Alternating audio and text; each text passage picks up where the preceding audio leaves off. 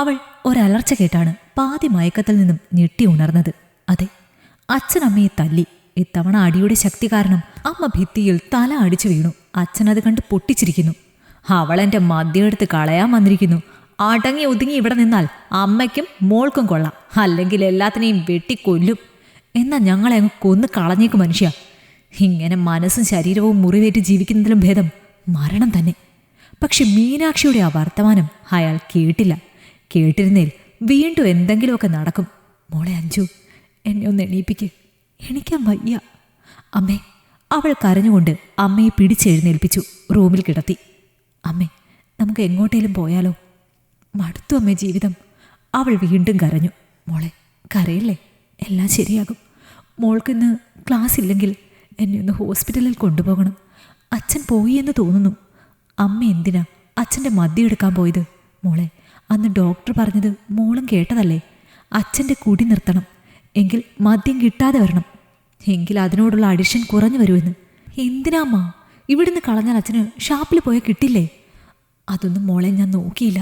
ആ മദ്യത്തിൻ്റെ കുപ്പി എൻ്റെ കണ്ണിൽ കാണുന്നത് തന്നെ വെറുപ്പാണ്.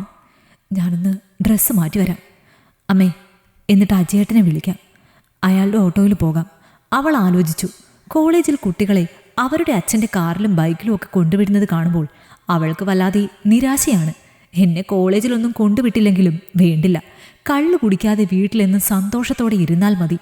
അവൾ വേഗം ഡ്രസ്സ് മാറ്റി അമ്മയുടെ അടുത്തെത്തി. പോകാം അമ്മേ, ഓട്ടോ ഇപ്പോൾ വരും.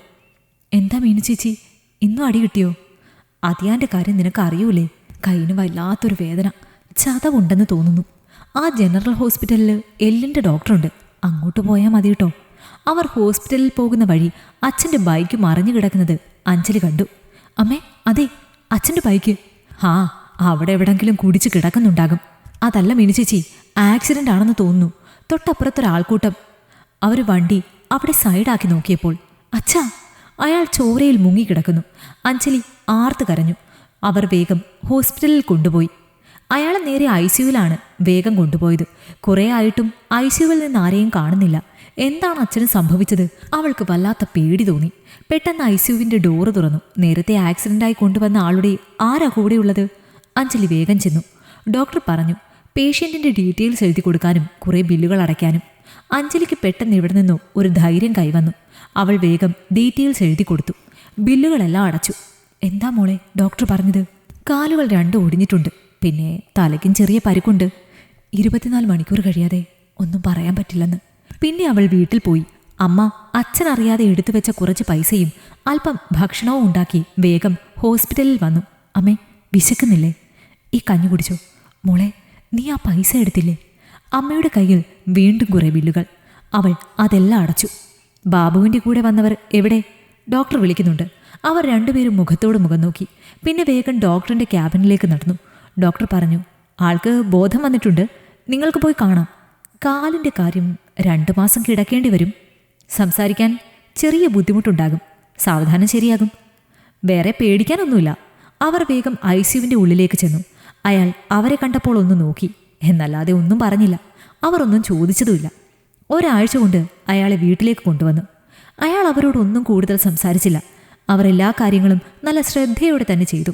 ഒരു ദിവസം അയാൾ വിളിച്ചു, ചെറിയ ശബ്ദത്തോടെ, മോളെ അഞ്ജു. അവൾക്കും അമ്മയ്ക്കും അത്ഭുതവും ആകാംക്ഷയുണ്ടായി. നിങ്ങളെ രണ്ടുപേരെയും ഞാൻ വല്ലാതെ നോവിച്ചു അല്ലേ? എന്നിട്ട് നിങ്ങൾ എനിക്ക് ഒരാപത്ത് വന്നപ്പോൾ എന്നെ നന്നായി നോക്കിയല്ലേ? അയാൾ കരയുകയായിരുന്നു.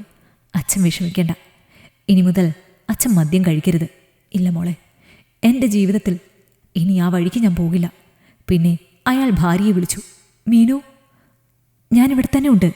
താനും കരയുകയാണോ? ഈ വിളി ഇപ്പോഴും ഓർമ്മയുണ്ടോ? അഞ്ജലിയും അമ്മയും ഒരുപോലെ ചിരിച്ചു. അപ്പോൾ അയാളും ചിരിച്ചു. ചിലർ അങ്ങനെയാണ്. നന്നാവാൻ ചിലപ്പോൾ ചില കാര്യങ്ങൾ സംഭവിക്കണം, അല്ലെങ്കിൽ സംഭവിപ്പിക്കണം. അഞ്ജലി നേരെ അഖിലിനെ ഫോൺ ചെയ്തു. ഒരു കാലെന്ന് പറഞ്ഞിട്ട് 2 കാലം താൻ തല്ലി ഓടിച്ചോ? മോളെ, എനിക്ക് കൊട്ടേഷൻ പരിപാടിയല്ല ജോലി. എന്നാലേ മോൻ വേഗം വാ, ഞാൻ പാലത്തിൻ്റെ അടിയിലുണ്ടാകും. അതെ, ഇത് അഞ്ജലിയുടെയും കാമുകൻ അഖിലിൻ്റെയും ഒരു ചെറിയ കൊട്ടേഷനായിരുന്നു. പക്ഷേ സ്വന്തം കുടുംബത്തിനെ രക്ഷിക്കാനായിരുന്നു എന്ന് മാത്രം. ഈ കഥ നിങ്ങൾക്കിഷ്ടമായെങ്കിൽ ലൈക്ക് ചെയ്യൂ. നിങ്ങളുടെ അഭിപ്രായങ്ങൾ കമന്റായി രേഖപ്പെടുത്തൂ. കൂടുതൽ കഥകൾ കേൾക്കാൻ ഈ ചാനൽ സബ്സ്ക്രൈബ് ചെയ്യൂ.